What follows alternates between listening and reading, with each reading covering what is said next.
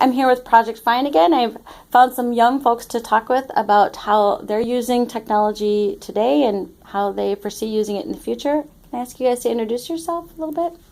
Okay, my name is Lucia Rodriguez, and I am one of the leaders for a youth program here at Project Find. Hi, I'm Pachadbang, and I am also one of the leaders for this Project Find. Great. And how do you, in your day-to-day life, how are you using technology, and particularly internet or broadband technology? I think internet has become a big part of our lives. We use it every day, and it's a great source of communication, and even in schools, I know we use it a lot. A lot of our projects are just internet-based, whether it's Google Drive or anything else, etc. But it's in everyday lives. Do you want to elaborate on that? Yeah, definitely, because even if I'm writing a paper or whatever, it always saves on Google Drive and Google Docs, so it works out pretty well. That's great. And where do you use technology most? Do you have a smartphone that you use a lot? Do you go to the library at home? I think a lot of people our age now are on their smartphones or iPads or laptops, so be it, whatever it might be. And I think it's a great source of also communication. A lot of people find out, important things about whether it be worldwide or locally, news about good or bad things that are going on in the world, which I think is very important. And we definitely also use it to reconnect with our friends and families. Great. If someone were to take your phones away, what would you miss most?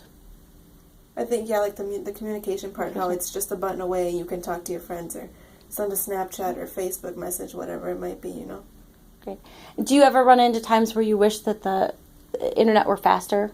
Do you have places where you can't use it, or places you go specifically so that you can use it? Actually, just recently I was in Mexico and Texas for a month, and in Mexico I know there was no Wi-Fi whatsoever and no connection at all. And I was completely out of communication with my friends and everything, and that was really hard. I got really homesick, and it's definitely shocking to go from being able to use your phone anytime you want and then not being able to use it at all. Mm-hmm. Definitely being out of the country really makes you not have any Wi-Fi, especially in my experience, because when I was in Japan, I had no data at all. Even if I tried to make it work, it didn't work. So I have 2 daughters in Ireland right now. There would be some tears if Wi-Fi didn't work for them, I will tell you. That's. How do you foresee using the internet 10 years from now, 20 years from now, as you go through school, as you look at being grown-ups? Well, right now, as Chang mentioned, they're doing a coding program, and internet is a big part of our everyday lives, and there's no going back now. So I think coding is very important for everybody to know because obviously it looks good on resumes and job applications or whatever. But like I said, there's no going back, so it's important to know the basics of where this stuff comes from, where all this internet stuff comes from. So. Mm-hmm.